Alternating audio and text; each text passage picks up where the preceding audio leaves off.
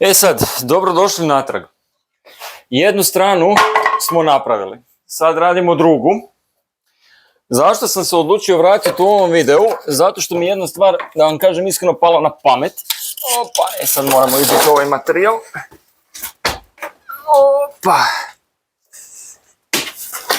Evo ga. Sad nam treba znači skalpel. Sad nam znači treba skalpel, evo ga. I to je to. Znači ovdje se materijal reže na 2 metra, dolazi u 4 metra, zato što meni nažalost u radionicu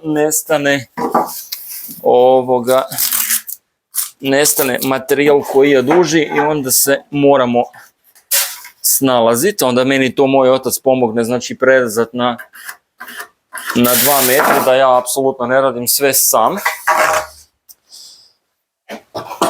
Ovako otprilike, jel dobro? Nije.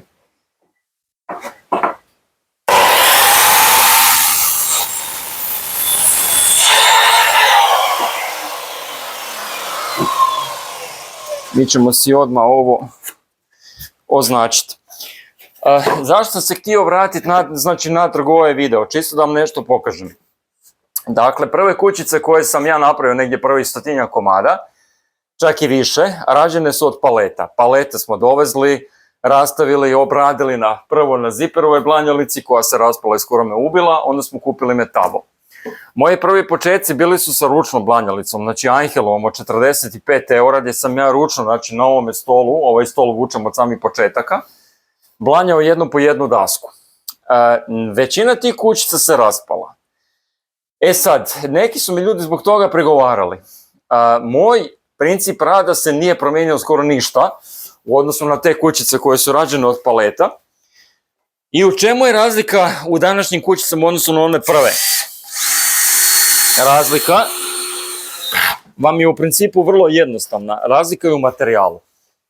Što želim po time da kažem? Dakle,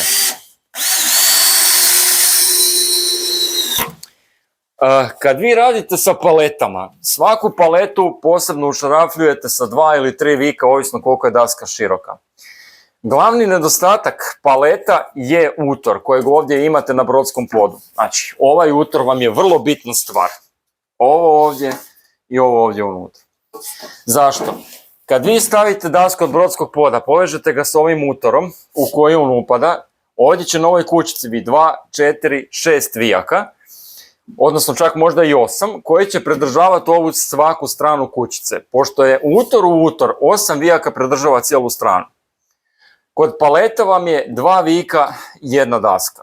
Vi jeste stavili veliki broj vijaka, no međutim, pošto one nisu povezane sa ovim utorom, one se vrlo brzo rasklimaju i daska po daska, kako drvo trune, tako otpada.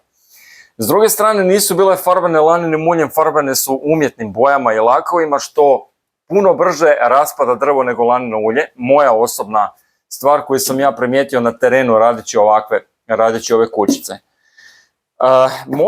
To bi se moglo spasiti tako što bi ja mogao nabaviti stolnu glodalicu ili glodalicu sa 8 mm prihvatom i onda mislim da ga imam tu negdje sam ga stavio, ali ne znam gdje, kad ih nađem pokazat ću vam. Znači, ja sam bio kupio glodalicu, evo ga, samo malo. Znači, ja sam bio kupio Bošovu Golf 80 glodalicu koja je meni služila, znači, za ove glodalice sa 8 mm prihvatom, da bi ja radio te utore na paletama. No, međutim, ta je glodalica bila dvoruka, znači, držala se sa 2 ruke i ja to ovdje nisam imao gdje koristiti. Da li ću u budućnosti si priuštiti glodalicu, onu ručnu glodalicu koja ima 8 mm prihvat, ne znam, pa ću onda ova glodala iskoristiti i raditi, znači, s jedne i s druge strane utor na paletama, gdje će onda kućice biti puno durabilnije. To ne znam.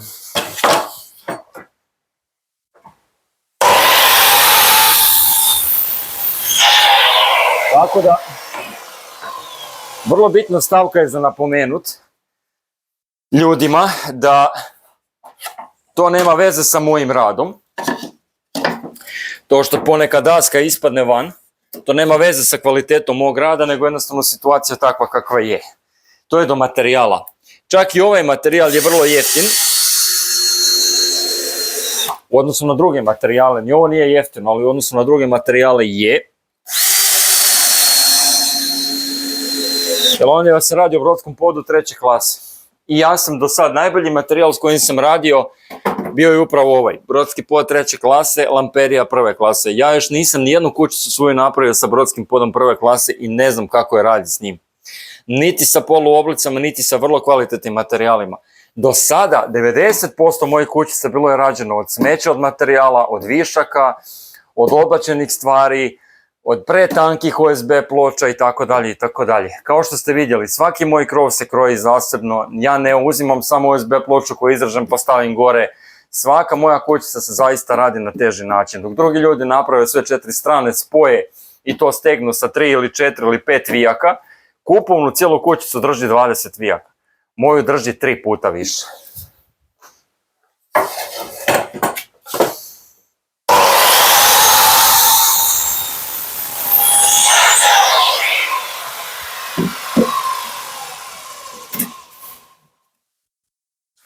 Ja sa svoje kućice čak sa kolegom kupovali smo kućicu u Pevexu za pse. Bacali smo ih sa balkona, raspadale su se, moje se nisu raspadale.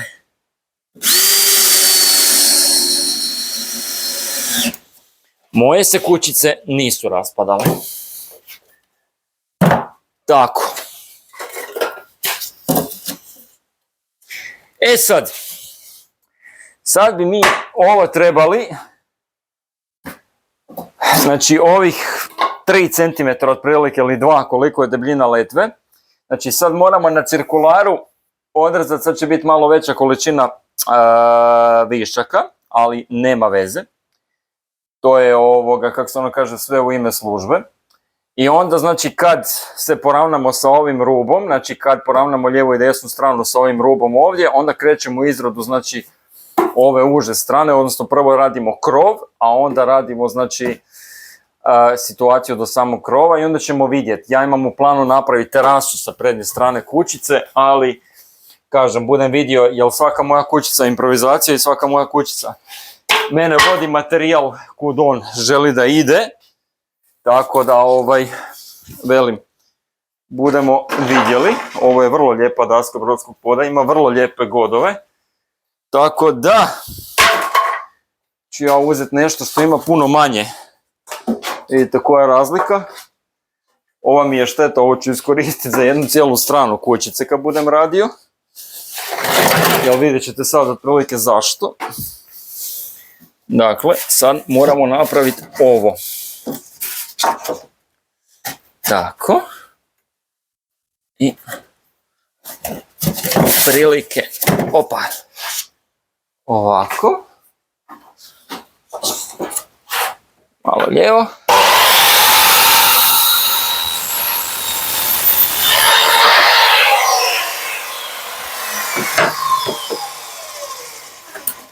Na ovoj pili mi se još nijedanput nije dogodio famozni kickback, što apsolutno nije mala stvar.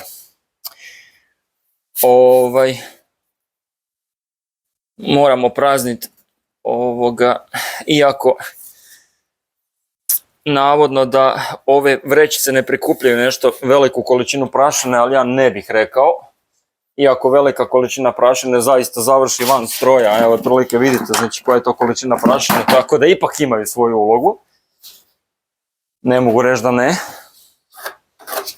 Ova Makitina preklopna pila puno više prašine vuče nego čak i Boscheva. Iako je vrećica malo nekvalitetnija, ali uspoređiva cijenu od 275 eura i 480, odnosno 520 koliko je redovna cijena bez akcije, ne bi bilo fair. Tako. Sad ćemo si označiti ovo do kraja. I sad na cirkularu moramo si ovaj tu dio odrezati. Tu dolazimo do mog prvog famoznog prigovora na ovaj Boschev cirkular. U smislu toga gdje mi je, kad sam radio sa njim, oštrica mi se totalno pomakla van alignmenta. I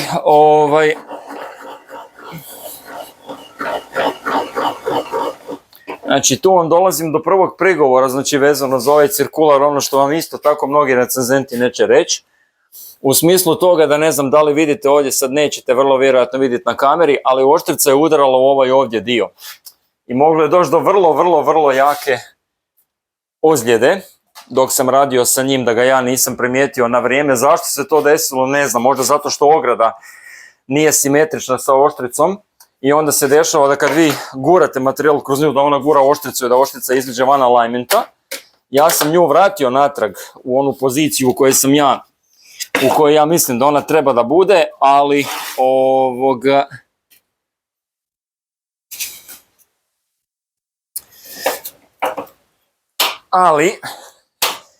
kažem, moglo je završiti prilično gadno.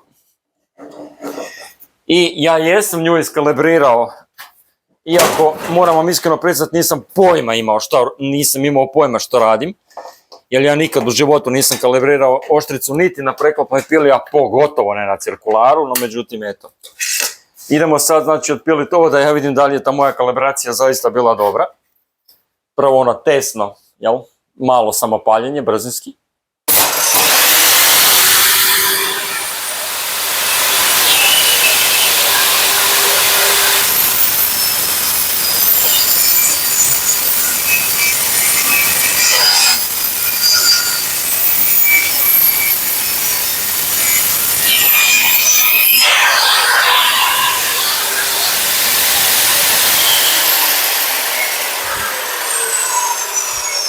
Rez je dobar. Rez je apsolutno dobar. Mogao bi čak i reći da se sve i posložilo. Mogao bi čak da kažem da se sve i posložilo i da sam ja napravio prilično dobar posao vezano za kalibraciju oštrice.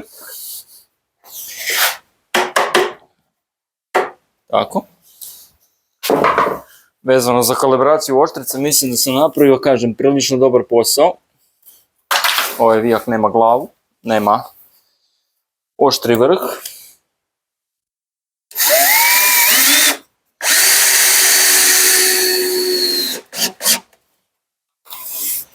Opa.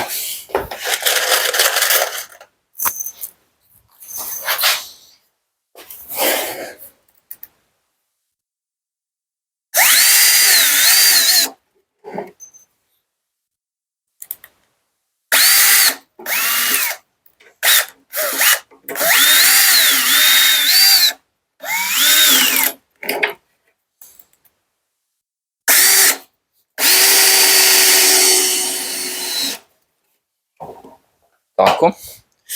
I sad to još napravimo s ove strane. Dakle, prvo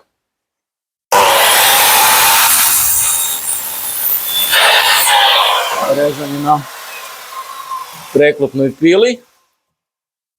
Jel dobro? Je. Usađivanje u sam materijal.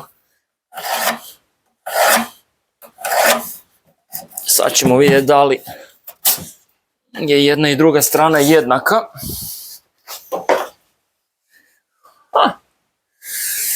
Malko. Evo ga, prilike tako. Ovo nam je višak. Tako da, idemo još probati odrezati ovo.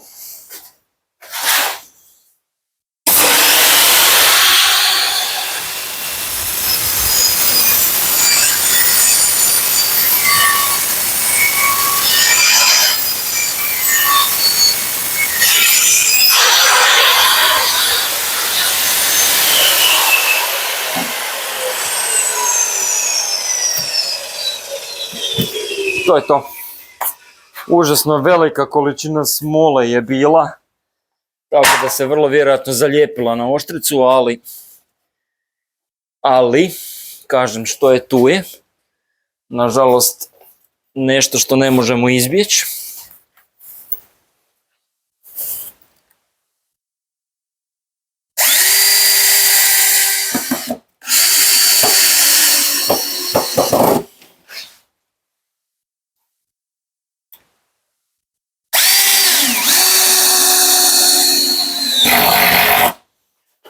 To je to.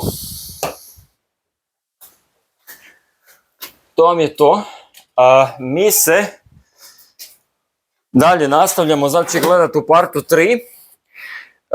Partu 3 gdje ćemo, znači u partu 3 gdje radimo, znači same stranice krova i onda znači krećemo u izradu samog krova. Kažem, krov će biti pod neki 30% kuć, što mislim da je stvarnih 60, ali dobro, nema veze. Izrađujemo to do kraja i onda određujemo onu glavnu stvar. Gdje ide ulaz, radimo krović iznad ulaza i radimo vrlo vjerojatno terasu. Tako da pratite za nastavak.